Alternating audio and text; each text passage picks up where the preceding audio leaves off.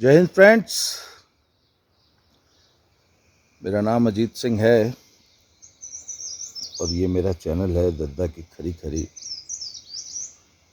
और ये वीडियो मैं आज सुबह अपनी चाय पीते हुए, ये अपने घर से बाहर एक छोटा सा बगीचा है और ये जिस पेड़ के नीचे मैं बैठा हूँ ना, ये पलम का पेड़ है। आलू बुखारा है ना, पलम, उसका पेड़ है। उसके नीचे बैठ के बना रहा हूँ। और ये देखिए, ये मेरे साथ ये कालू महाराज बैठे हैं, एक वो भी है सामने,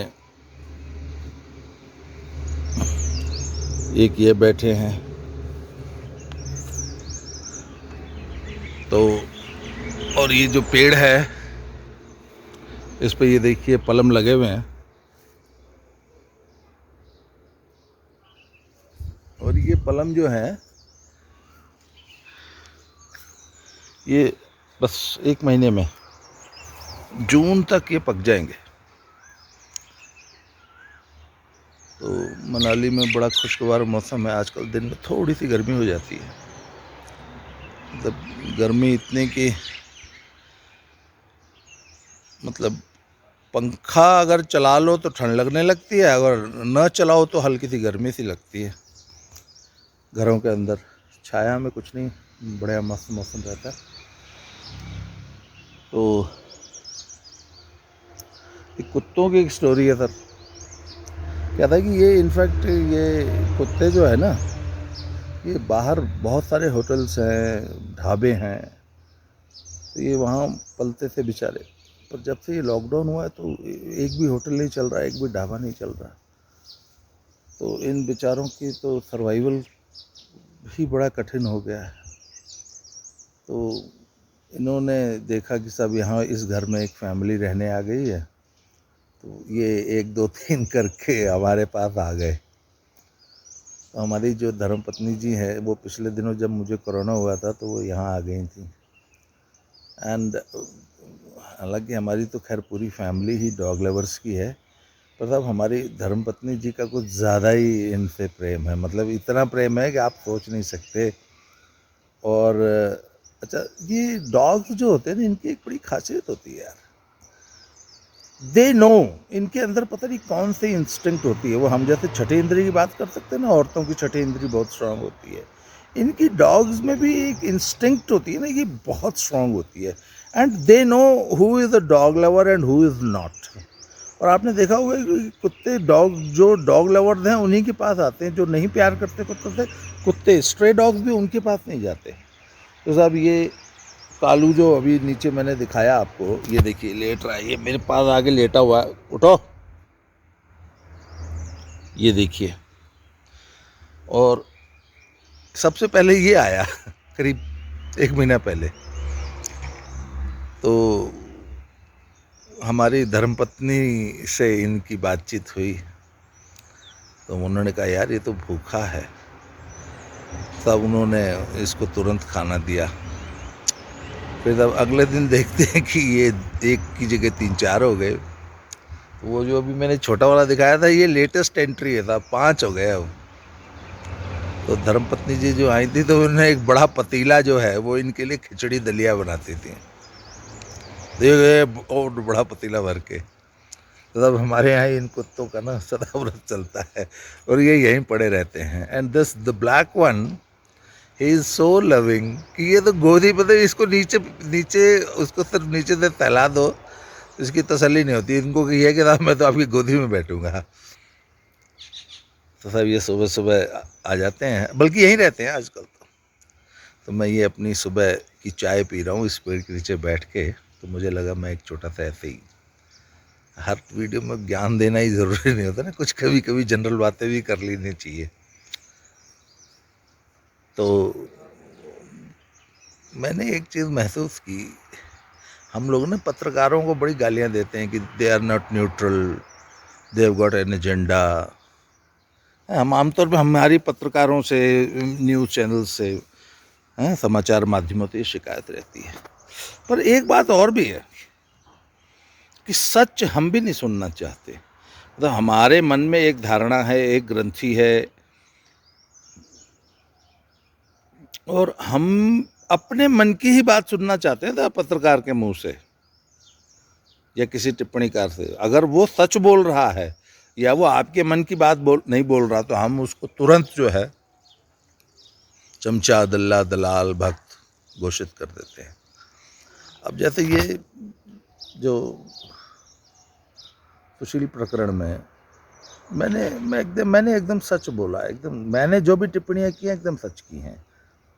मैं आपको बताऊं कि 2016 में जब ये सुशील के साथ नर्सिंग प्रकरण हुआ था ना, तो जो मुझे उचित लगता था फिर मैंने फैक्ट्स जुटाए। और भाई सब कुछ 20-25-30 साल का अनुभव हमें भी है, स्पोर्ट्स क्या होता है, डोपिंग क्या होती है। तो हमने तब सच बोला कि ऐसे यार फालतू की बातें हैं ये। और मैंने सुशील का पक्ष लेके 20-25 आर्टिकल्स लिखे। और तब लोगों ने मुझे, अच्छा लोगों में ये जातिवाद बहुत ज़्यादा है, तो साहब उन दिनों सुशील के पक्ष में तो आम लोग थे, पर नरसिंह यादव के बारे में जब मैं लिखता था कि नहीं कोई फालतू के आरोप है और उसने खुद डोप लिया है, तो सब यादव जी लोग मुझसे बहुत नाराज रहते थे। सुशील का चमचा है, ये है, वो है। खैर साहब वो पुरानी बात हो गई। अब जब फिर से ये प्रकरण उठा है, तो हमने साहब सुशील की खुल के आलोचना की कि जो गलत है वो गलत है। लोगों ने मुझे बहुत कहा कि आप खुद रेसलिंग कोच हो, रेसलिंग फ्रेटर्निटी के आदमी को आप इस तरह क्यों आलोचना कर रहे हो। मैंने कहा यार आलोचना क्यों न की जाए, आलोचना नहीं करेंगे तो ये रोग बढ़ेगा। अगर आलोचना होगी, मुखर आलोचना होगी, तभी लोगों को शर्म आएगी कि नहीं यार ऐसे काम नहीं करना। लोग बहुत आलोचना करते हैं, बहुत गालियां पड़ती हैं समाज में।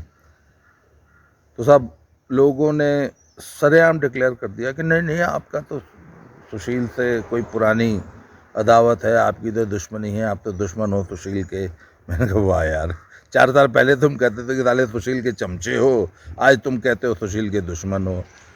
तो साहब किसी ने मुझसे पूछ लिया कि सुशील पे ये जो आरोप था कि इसने डोप मिला दिया नरसिंह के खाने और पानी में, ये इस पे आप क्या कहेंगे। मैं सरेआम झूठा आरोप है, ऐसे कोई डोप डाप नहीं मिला देता। अब तुरंत नरसिंह यादव के समर्थकों ने मुझे कहा तू तो सुशील का चमचा है। लो साहब, कल तक मैं सुशील का दुश्मन था, जब मैं सुशील की आलोचना कर रहा था तो मैं सुशील का दुश्मन था। अब मैंने सच बोल दिया कि नहीं ऐसा डोप नहीं दिया जा सकता किसी को, तो अब मैं सुशील का चमचा हो गया। मतलब 3 दिन के अंदर दुश्मन से चमचा हो गया, अगले वीडियो में फिर दुश्मन हो गया। तो अब ये हम लोग जो है ना सच नहीं सुनना चाहते। अच्छा मैं जब भी बात करता हूँ फैक्ट्स भी करता हूँ, मैं तथ्य रखता हूँ सामने सब। पर लोग, अच्छा लोगों में एक और मैंने बहुत बड़ी टेंडेंसी देखी, ये कॉन्स्पिरेसी थ्योरीज जो है ना, लोगों की एक अवधारणा है उनके मन में एक बनी हुई है और एक कॉन्स्पिरेसी थ्योरी है। और ये मुझे लगता नहीं, ये जो सस्ता जो लुगदी उपन्यास होता है ना जासूसी वाला, लोग ये बहुत पढ़ते हैं यार। तो इनके मन में हमेशा ना वो कि नहीं नहीं 9/11 तो यूएसए ने खुद करा दिया था, ओसामा बिन लादेन जैसी तो कोई चीज़ थी ही नहीं, ये तो गवर्नमेंट ने खुद कराया था, ये तो कॉन्स्पिरेसी है, ये तो इल्यूमिनेटी चला रही है पूरी दुनिया को। ना ना सुशील तो इतना पावरफुल है, वो तो कुछ भी कर सकता है, वो तो खाली जादू मंत्र काला जादू करके भी नर्सिंग को डोप दे सकता है। मतलब ऐसी इस प्रकार की कॉन्स्पिरेसी थ्योरीज में हम लोग बहुत ज़्यादा बिलीव करते हैं, फैक्ट्स पे नहीं ध्यान देते, जो तथ्य हैं उस पर नहीं ध्यान देते। लोग कहते थे अब सुशील ने मिला दिया पानी में, उसके ड्रिंक में। अरे ये तो सब झूठ बोल रहे हैं, सब लीपापत्ति हो गई। सुशील बहुत पावरफुल है दिल्ली में। अच्छा जी, वहाँ जो CAS में जो मुकदमा चला इंटरनेशनल कोर्ट में रियो में, वहाँ भी सब झूठ ही बोल रहे थे। वहाँ भी सब सुशील के अपने नरसिंह यादव के दुश्मन बैठे थे। उन्होंने तो जो यूरिन सैंपल का जो पूरा रिपोर्ट थी, उसमें जो जो केमिकल्स, जो जो एलिमेंट्स आए, जितने आए, जितनी मात्रा थी, उन्होंने बता दिया।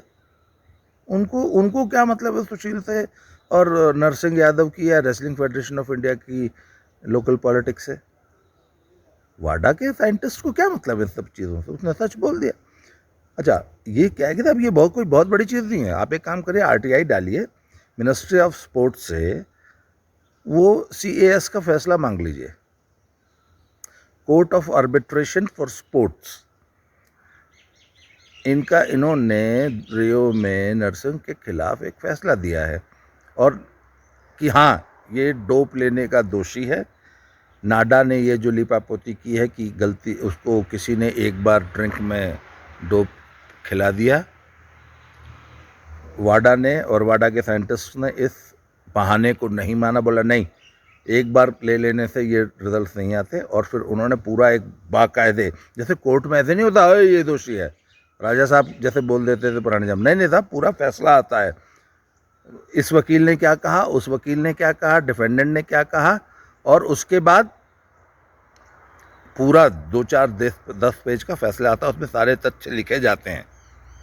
वो फैसले की copy wrestling federation of India के पास भी है, वो फैसले की कॉपी मिनिस्ट्री ऑफ स्पोर्ट्स में भी है।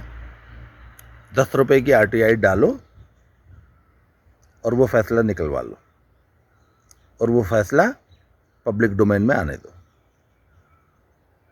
जिनको लगता है ना कि ये कॉन्स्पिरेसी थ्योरी है, पर ये कोई नहीं करेगा, नहीं तो ये तो अजीत सिंह तो सुशील का चमचा है। कल तक अजीत सिंह सुशील का दुश्मन था, विरोधी था, ये जलता है, ये तो सुशील से जलता है। और अब जैसे ही नरसिंह की बात आती है, बोला नहीं ये तो सुशील का चमचा है साहब। ये तो हमारी सच्चाई है। खैर साहब, हमें इन चीज़ों से फ़र्क नहीं पड़ता, हमें आलोचना से कभी डर नहीं लगता। हम वाहवाही सुनने के लिए बोलते नहीं, लिखते नहीं, हमें तो सच बोला, हमारा तो नाम ही है साहब दद्दा की खरी खरी। हम तो साहब ऐसे ही सच बोलते रहेंगे। ये सुबह सुबह रात को मुझे ना, मैं कमेंट्स पढ़ रहा था तो मुझे ध्यान आया, मैंने यार लोग सच नहीं सुनना चाहते, लोग सिर्फ अच्छा लोग हमें तोता बना कर। देखिए मैं आपको बताऊं लोग क्या चाहते हैं, मिट्टू बोलो राम राम।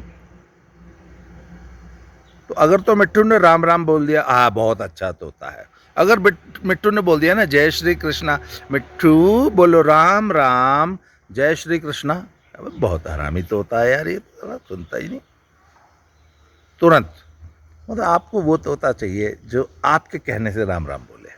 मतलब तोते ने अगर अपनी मर्जी से, तोते ने अगर सच बोल दिया तो चमचा है। क्या साहब वही बात है, हमें नहीं फ़र्क पड़ता था, हम तो सच बोलेंगे, हम खरी खरी ऐसे सुनाते रहेंगे, किसी को अच्छी लगे चाहे न लगे, हम तो खरी खरी सुनाते रहेंगे। तो साहब आप भी सुनते रहिए, चैनल देखते रहिए। बहुत बहुत धन्यवाद।